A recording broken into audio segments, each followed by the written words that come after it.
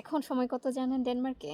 সময় হচ্ছে অ্যারাউন্ড ৭টা বেজে আসতেছে, আই মিন সন্ধ্যা। কিন্তু এখনও কিন্তু সন্ধ্যা লাগে নাই। সন্ধ্যা লাগতে লাগতে মোটামুটি আরও ৩ ঘন্টার মতো বাকি আছে। কারণ এখানে অলমোস্ট ১০টায় মাগরিব হয় এখন।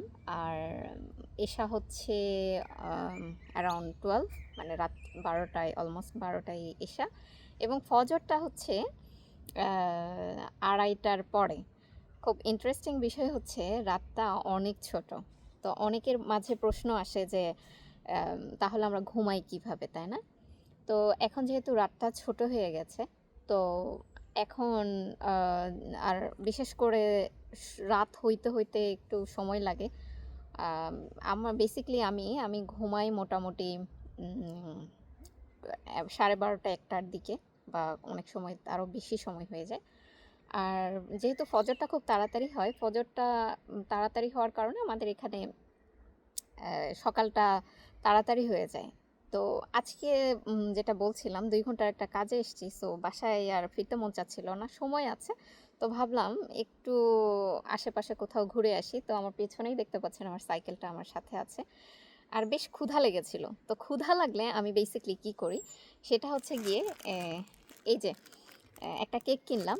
আমাদের এখানে খাবারের কিছু হালাল এবং হারামের কিছু বিষয় আছে, যেটা আমাদের বেছে চলতে হয়। তো কেকটা কিন্তু হালাল। আর এখানে আমার সাথে নিলাম একটা জুস নিলাম। তো আর পাশাপাশি আমার সাথে কিছু খাবারও আছে, যেমন আমি খেজুর রেখেছি, কিছু বিস্কিটস আছে। তো এটা খেলে আমি মনে করলাম যে হয়তোবা এটা দিয়ে হবে না, তো একটা কেক কিনে নিলাম। যেটা বলছিলাম, আজকে ভিডিও করার মেইন উদ্দেশ্যটা হচ্ছে, ধরেন আমরা যারা বাংলাদেশে আছি, এটা সবসময় আমি মানে ফেস করেছি।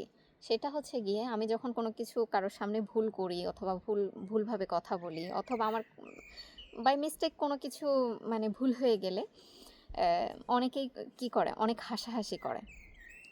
বাট বিলিভ মি, আমি ডেনমার্কে আসার পরে এই জিনিসটা খুব ভালোভাবে ফেস করেছি। যখন আমি কোনো কিছু ভুল করি, বা ভুল কথা বলি, বা না জেনে কোনো কথা বলি, তো আমার অপর মানুষ যারা বিদেশিরা থাকেন, তারা কিন্তু কখনোই হাসেন না। তো তারা এই জিনিসটা, ভুল জিনিসটাকেও তারা বোঝার চেষ্টা করেন যে আমি এক্স্যাক্টলি কী বলতে চাচ্ছি। তো আমাদের বাংলাদেশে হলে কি করতো, আমরা এইটা নিয়েই কেউ কোনো কিছু ভুল করলে সেটা নিয়ে অনেক হাসাহাসি করি, অনেক মানে ঠাট্টা করি, তাই না? যেটা বিদেশে কখনোই হয় না। আর আমাদের মেন্টালিটি এইরকম, আমাদের মনোভাবটা যদি আমরা চেঞ্জ না করতে পারি, ফর এক্সাম্পল, আপনার কাছে কেউ আসলো, কোনো ভুল করে কোনো কথা বললো, যেটা ভুল হলো, আপনার কাছে মনে হয়েছে যে সঠিক জিনিসটা এইটা, কিন্তু আপনি সেটা নিয়ে হাসাহাসি করছেন, তাকে কারেকশান করা ব্যতীত।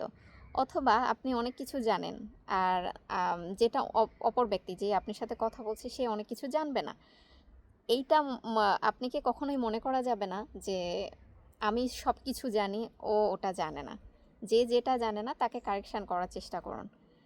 আর আমরা মানুষ, স্বাভাবিকভাবে আমরা সব কিছু জানবো না। আপনি যেটা জানেন আমি সেটা জানবো না, অথবা আমি যেটা জানি আপনি সেটা জানবেন না।